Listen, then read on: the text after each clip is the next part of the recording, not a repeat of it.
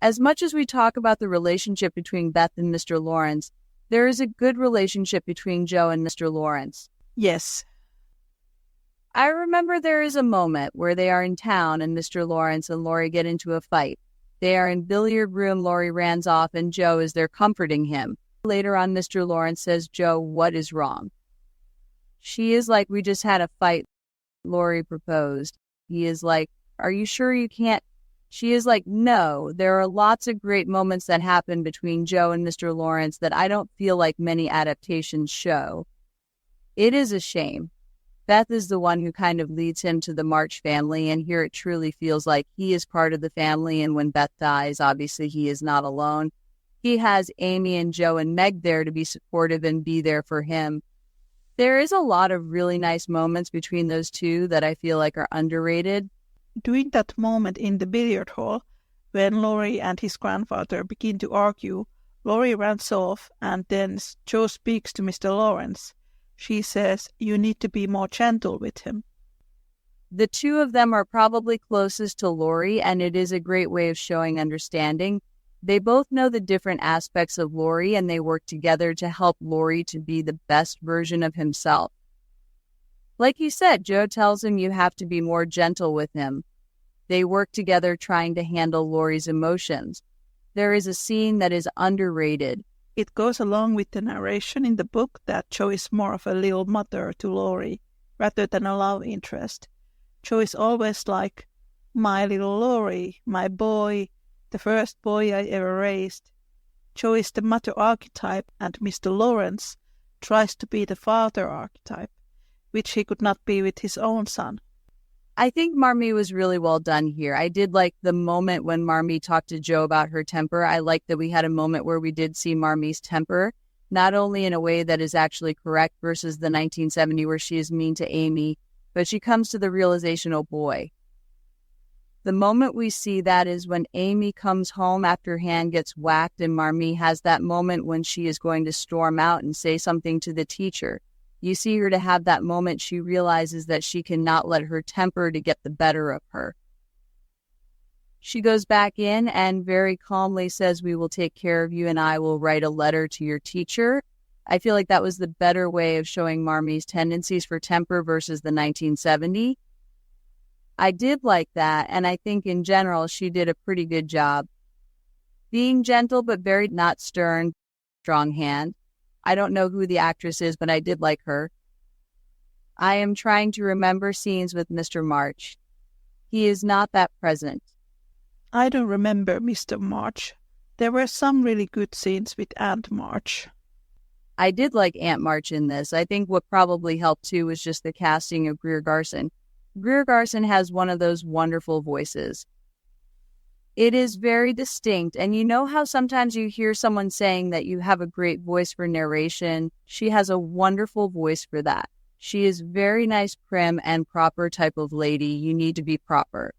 You need to marry a man that is wealthy. You need to act like a Lady Jo. But then there is an amusing moment after Jo leaves. She opens the Three Musketeers and reads it. I loved that. That was a funny moment. It shows that she has sense of humor. Yeah, she is not quite as tough as she pretends to be, because it is true to the book, too. She says, if you will marry this crook or Brooke, she says, I will disown you, but then she gives the couple a wedding gift. Yeah, I cannot stay mad at you forever. I think they did a pretty good job showing a balance of her character. Her meaner side, but also her gentle side. It is interesting that Louisa May Alcott wrote Aunt March's husband to be very much like Friedrich.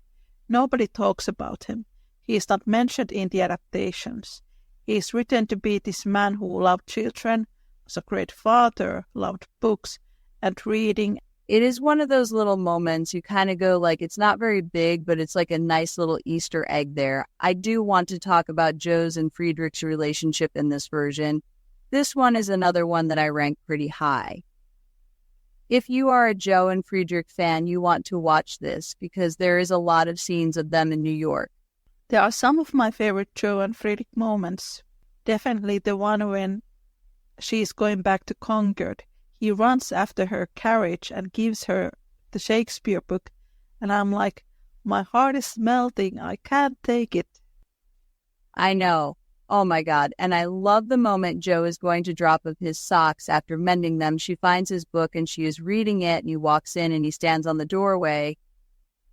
I always say that in this version, that is the moment when he realizes he is in love with her, because he looks at her being like, look how beautiful she is. Oh my God, I love her. I always read it that way. That is the moment when he really understood what his feelings were. That moment I liked, and I liked their first meeting. And this is a small little bonus point. This is the first version we see Emil and Franz in, because we don't see them in 1970. They're mentioned, but we never see them. This is where we see them for the first time. He and Jo go out with the boys and the girls to the park. I like their first meeting because obviously very clear that they do like each other. When she leaves, she offers her hand and he kisses it. And I'm like, that is so cute. He is a gentleman, but not in a patronizing way. That is how Friedrich is. There is a lot of really great moments in this. One of my other favorites is when Jo is back in Concord, and then in New York, Friedrich is looking for a job so that he could move to Concord and provide a home for Jo. We see him going through these university teaching positions. To me, in the book, that was really one of the most romantic aspects about Friedrich's character. He is incredibly poor, but he is willing to work for Jo. He would give a coat from his bag for Jo. I really like that scene. He says, this isn't going as I planned. In Under the Umbrella, he goes, I will take a wife. If you will have me, I am in love with you. It is so adorable. In the most affectionate way. They are both idiots in love. They presume one thing. They can't seem to make it quite so rom-com type of romantic scene, but it is still in an enduring way a romantic scene. That is another plus. The dialogue in Under the Umbrella, it has similarities to the book. This one has two moments of Friedrich following Jo's writing. When Mrs. Kirk shows up, look, another story by Jo. He takes it and he reads it. I really like that moment because it shows that he is falling into her writings, and he is like, she is doing a really good job. This version does have the argument between the two of them. They make up. There is admitting on Jo's part that maybe it is not the greatest of her writings. They come into understanding when he is like, even though your writing is good, you cannot expect me to go back on everything I have just said, what I believe in. She is like, no, I don't expect you to. You should. That is why I like you. You are very certain and strong in what you feel.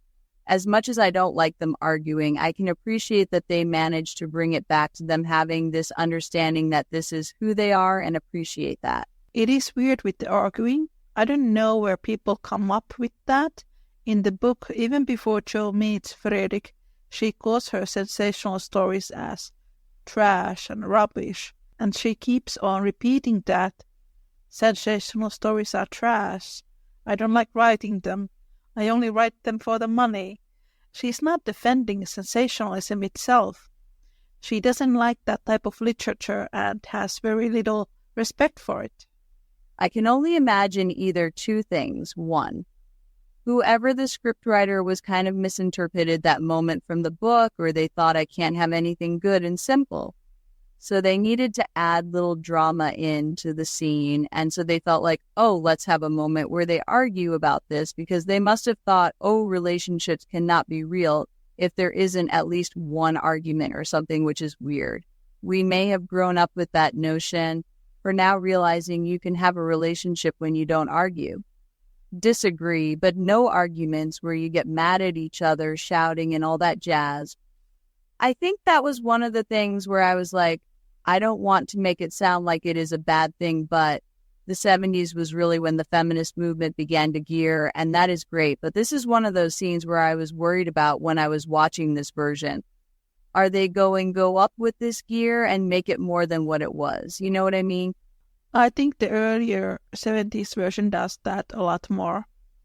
That was the thing I was worried about. I felt like they wanted to put the argument in and be like, watch Jo having backbone. You know what I am trying to say? Compared to some of the other versions where they really take that extreme feminism to the other end. This one still manages to be where it is supposed to be. You know, in the book, it is really Laurie who does not want Jo to write. And sadly, a lot of modern feminists who don't read the book and only watch the adaptations are like, Friedrich didn't want Jo to write. Friedrich is based on Goethe, who Louisa May Alcott adored and who inspired her to become a writer in the first place. That narration doesn't make any sense.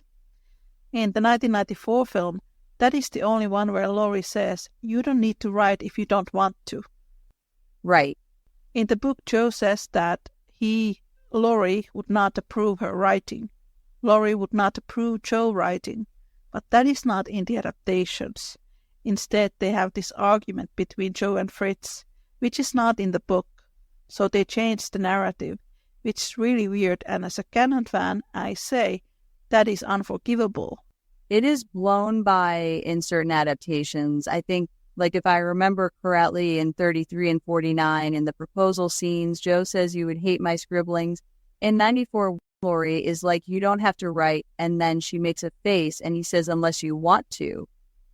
He doesn't say it in a way like, oh, you don't have to write for money. It's like, you don't have to write ever, unless if you don't want to. It feels like he doesn't take it that seriously that Jo wants to write. That is the feeling I get from the 1994 film, which is true to the book.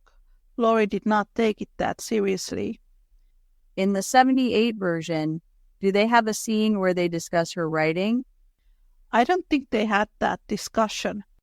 The proposal scene, I don't think it was that angry. Jo does say that if she would meet the right person, it should be our earth-shaking love. And which is a really good scene in this series because that is also in the book.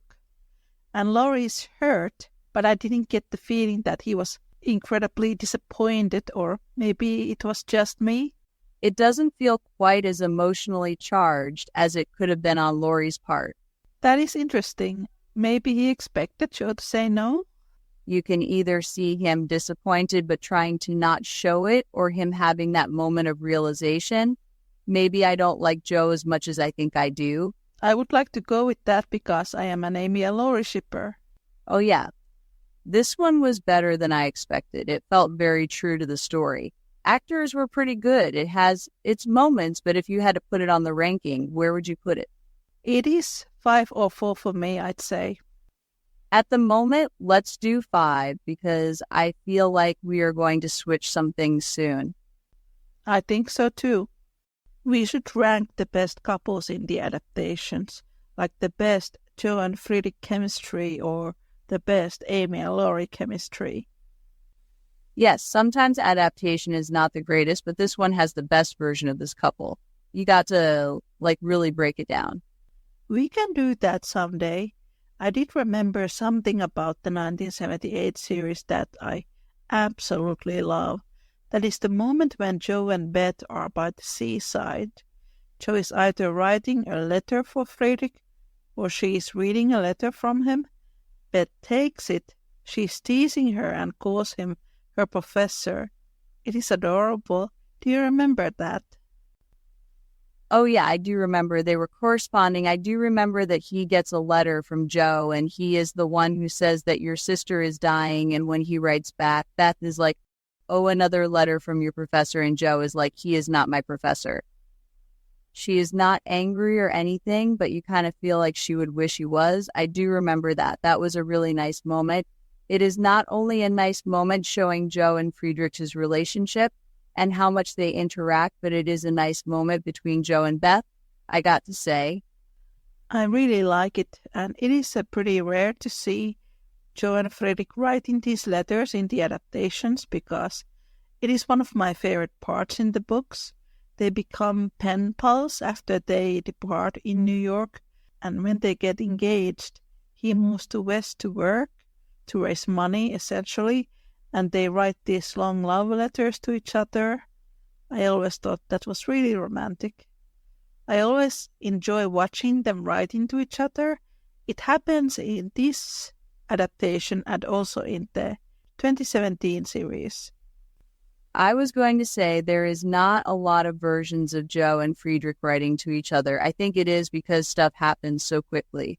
When I think about the 33 and 49 versions, it feels like a month has passed or 2 months after Jo leaving New York before Friedrich comes to see her. Whereas in the book, it is few years. You do get to know a person when you write letters to them. It is very personal, writing a letter. It is more personal than an Instagram message. I just love it. I like that we actually really see and hear their voices, the voiceover of their letters. That is a really nice moment. I am glad you did remind me. That is a really good moment of them. I always felt that if Beth would have lived, she would have loved Jo and Friedrich together, definitely. Oh my God, yeah, I remember a long time ago, someone had asked me, how do you think Friedrich and Beth would have been with each other? I wrote, they would have connected to each other through music, because obviously we know Friedrich plays the piano and violin. Am I right? Yes. So I feel like he would have, with his gentle nature, approach her and be like, hello, Beth. I heard that you are a great lover of music. I brought this piece of music we can play together. She would play the piano and he would play the violin, and that would be their introduction. I think I have a story somewhere where Beth sits there and goes like, Jo, if he becomes my brother-in-law, I will be so happy. And Jo is like, what? That is her moment of being like, wait a minute, sort of realizing her own feelings. I should reblog that because I did write that a while ago. Do it. Yeah, I have to find it. But yeah, it was great. That was a pretty good moment. I do think Jo did fell for Friedrich because there is that familiarity to Beth. There is some kind of similar essence with them. They both have this ability to calm her, and that is important in both of those relationships. I have always felt that Friedrich and Beth were really similar. I think they have the same zodiac. I think they are both Cancers. Do you want to know a fun fact? Of course. Henry David Thoreau was a Cancer. Yes. I was trying to figure out everybody's birthdays from the story, and I remember thinking I am just going to look at the people they are based off to help me. I think with Amy and Beth, when I tried to look it up, all I got, oh, this is the year they were born. I didn't get the month. Jo, she was born in November. She is Sagittarius, but I had hard time finding what the certain characters are, so I had to check out their birthdays. Cancer is a water sign, a new headcanon. My mom is a Sagittarius. That is why I feel pretty certain that Jo is a Sagittarius. They have similar features. Yes, I think Jo is a Sagittarius or a Scorpio. I would have said that Jo was a Scorpio, but when I checked it, she was born in the end of November, making her Sagittarius. Okay. Louisa May Alcott was a Sagittarius. That is why people think that Jo is Sagittarius too. Then it must be true. I'm a Virgo. I was just born in the moment when Leo turns into Virgo, and I always thought that I'm a little bit of a Leo because of that. I am Pisces. Aries comes after that, but I don't feel like I am much of an Aries. When I went to look at Sagittarius, their fire signs are Aries, but also Leo, which is what I thought Amy is because May Alcott was Leo. Oh, I love that. So it sort of makes sense to me why the two of them butt heads. That makes a lot of sense. Also why both Jo and Amy get along with Meg and Beth, because Meg is a Pisces. She was born in February, if I remember correctly. Meg and Beth are water signs, and then Jo and Amy are fire signs. This explains everything in Little Woman. One of the things you never expected, obviously, is from this ranking, is the position of the zodiac. I don't know if this is true.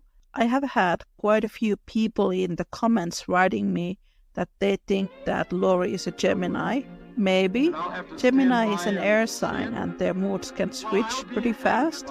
I remember reading one study on that, and they had put him as an Aquarius, and that is another air sign. It is funny that you say Gemini because when I looked up his birthday, it was around Aquarius between January and February. It makes sense in the terms of the relationships between the characters. He is definitely an air sign, then. One of the reasons I think he is Aquarius is When I read the personality for a man, it said rebellious, charismatic, and spontaneous. That sounds a lot like Laurie. So I was like, okay. They also put on their good sites too. They are honest, loyal, and devoted. I think when you get past the more negative sides, he is extremely loyal. He stays loyal to Jo throughout the years, even if it does not become romantic. He is still friends with her. And there are times when I feel like he is pretty honest too with Amy. I think we need to make another episode about zodiac signs in Little Woman. Yeah, some people are going to be like, zodiac signs are nonsense, but there are people who believe or are interested, even if it is just for fun, who likes this kind of stuff. Yes, even if you don't believe in zodiac signs, they can be a lot of fun. It is one of those symbolism type of things. When you are writing a character, it can make a character to make more sense